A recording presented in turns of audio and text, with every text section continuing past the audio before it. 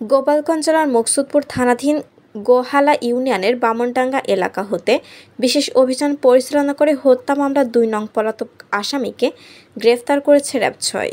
RAB forces আমাদের প্রিয় মাতৃভূমির অপ্রতিরোধ্য উন্নয়ন অগ্রযাত্রাকে ত্বরান্বিত করতে এবং সম্মানিত নাগরিকদের জন্য টেকসই নিরাপত্তা নিশ্চিত করতে আইনের আলোকে কঠোর পরিশ্রম করে যাচ্ছে। এছাড়াও দেশের বিভিন্ন অঞ্চলে দীর্ঘদিন যাবৎ পালিয়ে থাকা বিভিন্ন মেয়াদে সাজাপ্রাপ্ত ও ওয়ারেন্টভুক্ত হত্যা মামলার আসামিদের গ্রেফতারের মাধ্যমে দৃষ্টান্ত স্থাপন করে জনগণের বিশ্বাস ও আস্থা অর্জন করে আসছে।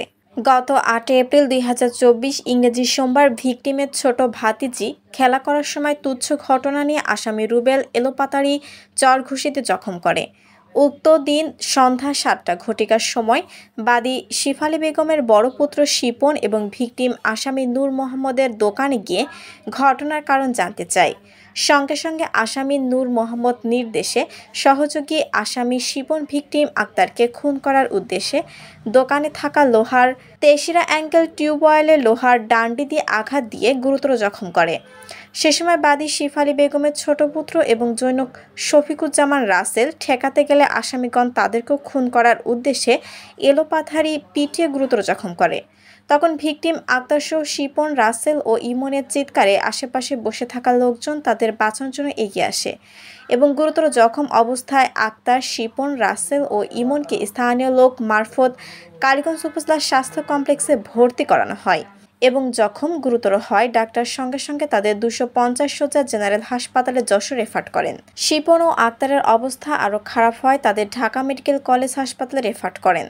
পরবর্তীতে ভিকটিম আক্তার চিকিৎসাধীন অবস্থায় গত ৯/৩/২০২৪ তারিখ রাত ২টা ৩০ ঘটিকায় মৃত্যুবরণ করেন। উক্ত বিষয়ে গুরুতর জখমপ্রাপ্ত শিপনের মাতা বাদী হয়ে ৯ এপ্রিল ২০২৪ তারিখে ৮ জনের নাম উল্লেখ করে ও অজ্ঞাতনামা আরও ৩ থেকে ৪ জনকে আসামি করে ঝিনাইদহ জেলার কালীগঞ্জ থানায় একটি হত্যা মামলা দায়ের করেন।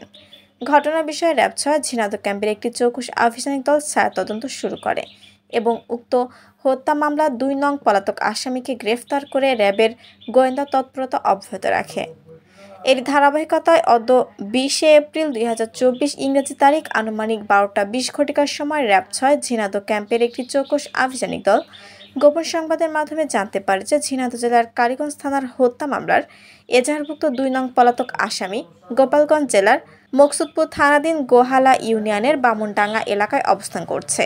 উক্ত সংবাদপ্রাপ্ত হয়ে আভিযানিক দলটি ঘটনার সত্যতা যাচাই ও আইনগত ব্যবস্থা গ্রহণের উদ্দেশ্যে গোপালগঞ্জ জেলার মকসুদপুর থানাধীন গোহালা ইউনিয়নের বামনডাঙ্গা হতে র্যাব-৬ ভাটিয়াপাড়া ক্যাম্পের সহায়তায় একটি বিশেষ অভিযান পরিচালনা করে হত্যা মামলার এজাহারভুক্ত ২ নং পলাতক আসামি ১ সরার পিতামৃত সাইদ আলী, স্থায়ী সাং দক্ষিণ আড়পাড়া, থানা কালীগঞ্জ, জেলা ঝিনাইদহকে গ্রেফতার করে। গ্রেফতারকৃত আসামিকে ঝিনাইদহ জেলার কালীগঞ্জ থানায় হস্তান্তর করা হয়। সুলতানা লেনাম, বিজেটিভি নিউজ।